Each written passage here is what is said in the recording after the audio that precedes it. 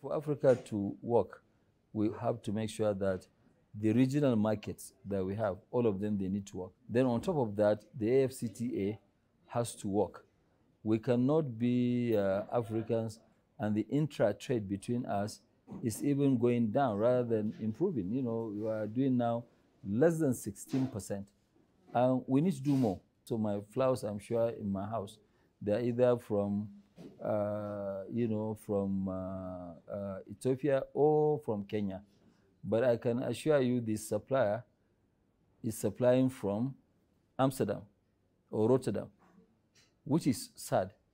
So these are the things that I believe we, the African entrepreneurs, we need to work for the continent, progress, and nobody can come and develop our own continent but us.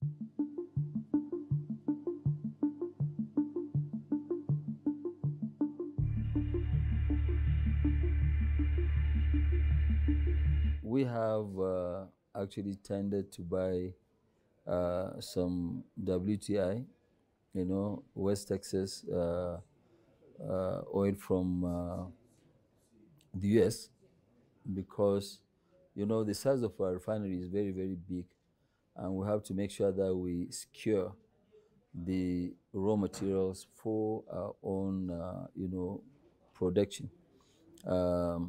If we have 100% Nigeria's crude, yes, fine, but we can't wait, you know, because sometimes the production is up and down.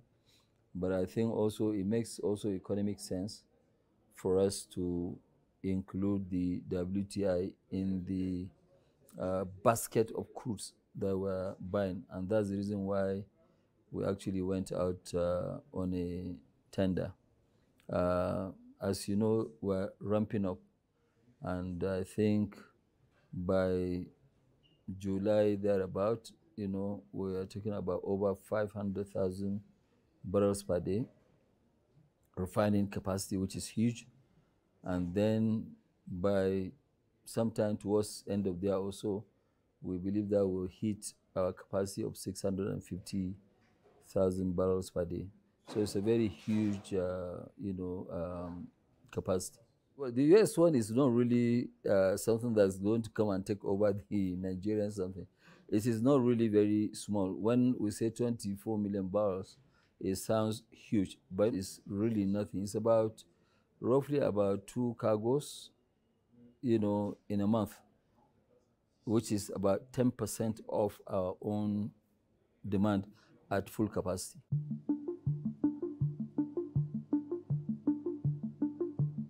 The listing, most likely, I won't be surprised if we list by end of this year. We will definitely do that. You know, it's a it's something that is new, and I think we would like to give Nigerians, Africans, and other investors the opportunity to join in making this historic move.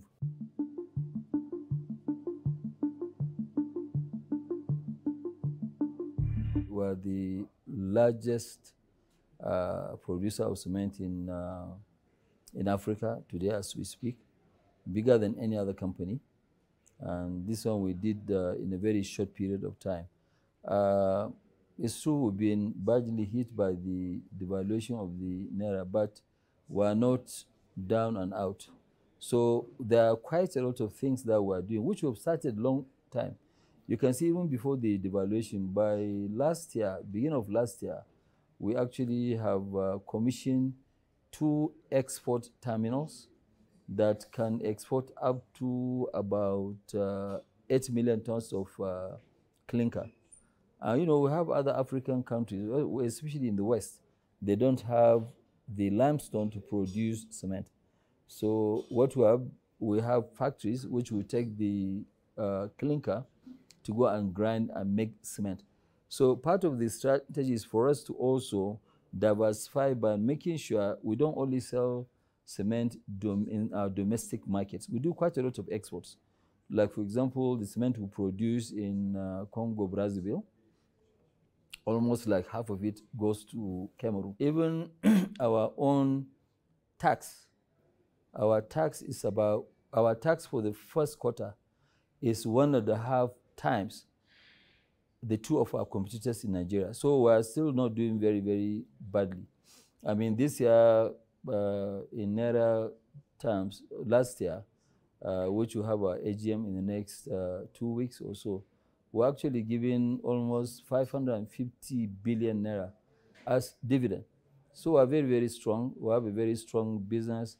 The vision for us is to continue to grow, is to continue to supply Africa with their cement needs, because we know going forward there will be quite a lot of infrastructural projects, of which we don't want Africa to import cement from anywhere.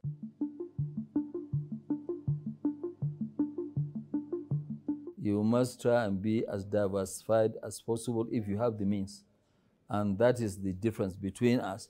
In the Dangote, cement, we are fully diversified. Some we have started operations, countries that we have started operations, the one that we have not started, operations, we are almost today registered and also operational in almost 17 countries. I mean, 12 to 13 are fully operational, but the rest too will come as time goes on. The ones that are not yet there like countries like maybe Niger, Togo and Co, we're actually trading our own cement in those locations. We have offices there. So it is something that I think it is a strategy where I believe at the end of the day, the company will definitely weather any kind of storm.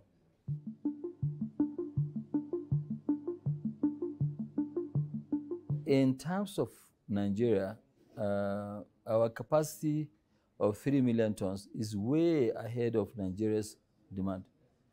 Nigeria's demand is going to go up very, very soon because that's what they call the Abuja Agreement, where now all African countries have signed up, saying that the minimum application of fertilizer per hectare should be 50 kilograms per hectare.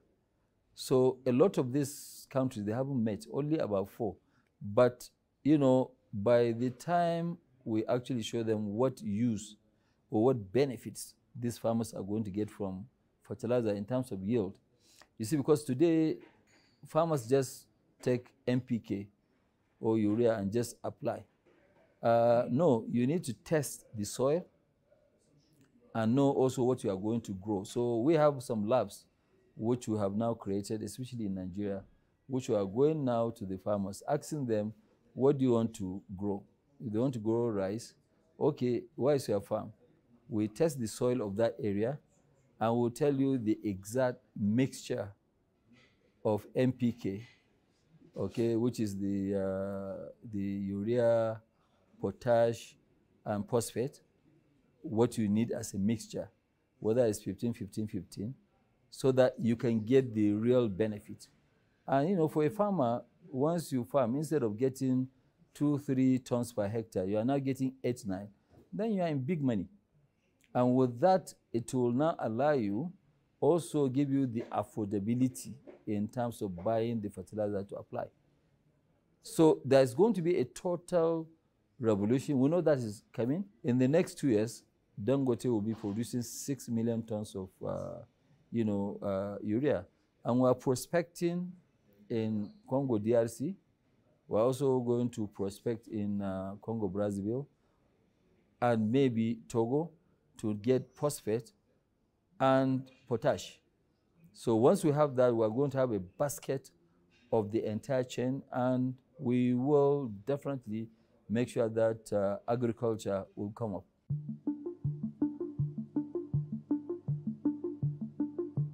Well, now there's quite a lot of change in the Republic of Benin, and both myself and President Talon, we've been, discussing. We've had very useful meetings, and I think we're trying to make sure that Africa works.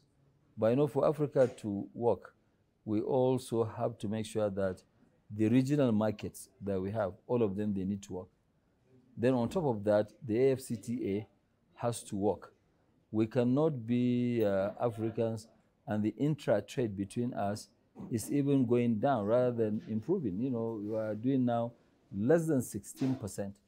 And we need to do more, you know, which is very, very disheartening. I mean, today, maybe some of my, I mean, I'm sure my flowers, I like fresh flowers. So my flowers, I'm sure in my house, they're either from, you know, from Ethiopia or from Kenya.